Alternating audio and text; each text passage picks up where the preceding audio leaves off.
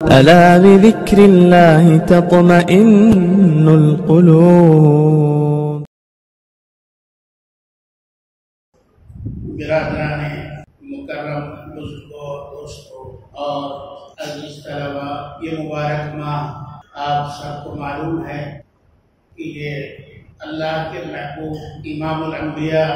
سرور کونین، تاجدار مدینہ، شفیع المذنبین، احمد مصطفیٰ، حضرت محمد مصطفیٰ غوث کیمیہ صلی اللہ علیہ وسلم کی ولادت مبارک کا مہینہ کہلاتا ہے، اور اسی لیے اس ماہ کو ماہ مبارک کہا جاتا ہے کہ اس مبارک اور مسعود ماہ میں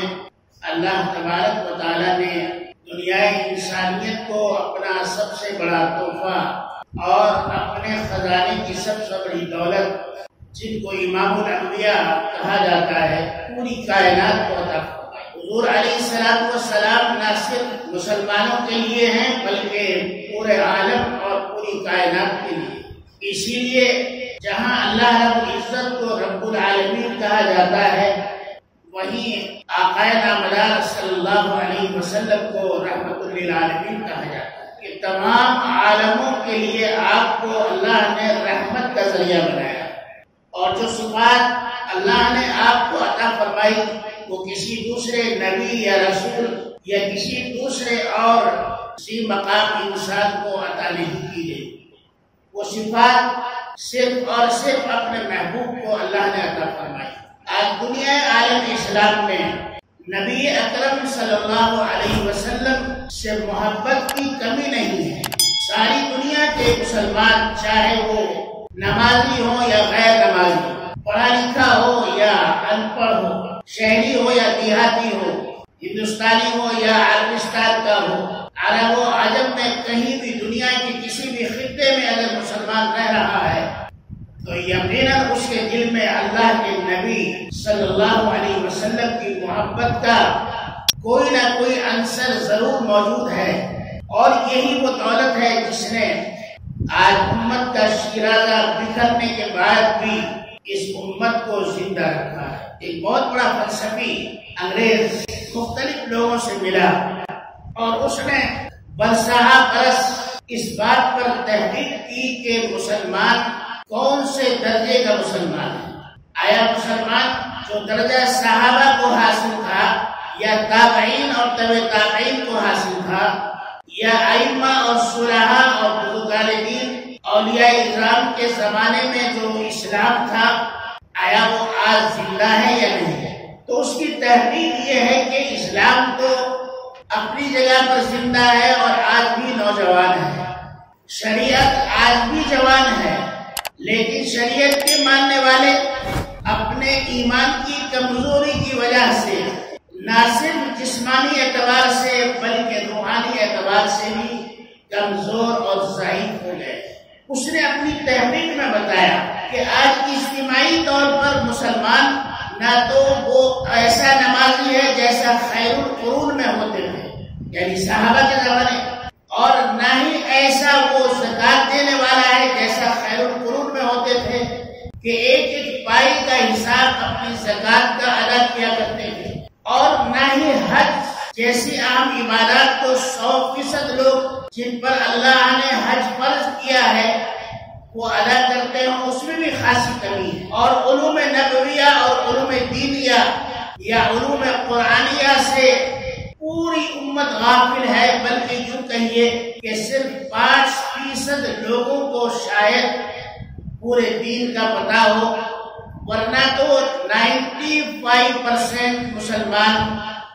یہ نہیں جانتے کہ قرآن کی کس آیت میں کیا حکم ہے،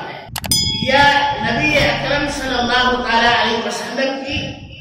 کون سی حدیث کس موقع پر نازل ہوئی یا آپ نے ارشاد فرمایا۔ حدیث قدسی اور حدیث رسول اور ضعیف حدیث کا کیا مقام ہے یہ عامۃ المسلمین کو معلوم نہیں ہے۔ لیکن اس نے کہا کہ ایک عجیب و غریب بات میں نے نوٹ کی ہے اپنی تحقیق میں کہ مسلمان 90% اسلام سے غافل ہے۔ ادخلوا فی السلم کافہ، قرآن کریم کی جو آیت ہے، یا ایھا الذین آمنوا ادخلو اے ایمان والو تم داخل ہو جاؤ فی السلم کافہ اسلام کے اندر پورے کے پورے داخل ہو جاؤ ولا تتبعوا خطوات الشیطان یقیناً شیطان کی تم ہرگز اتباع نہ کرو انہ لکم عدو مبین کیونکہ شیطان تمہارا کھلا ہوا دشمن ہے۔ اللہ نے قرآن کی آیت نازل اور اس طرح کی آیات نہ صرف یہ کی آیت ہے بلکہ سینکڑوں آیات ہیں جن میں اللہ نے صاف طور پر فرمایا کہ تم اکچرے مسلمان آدھے پیلے مسلمان نہ بنو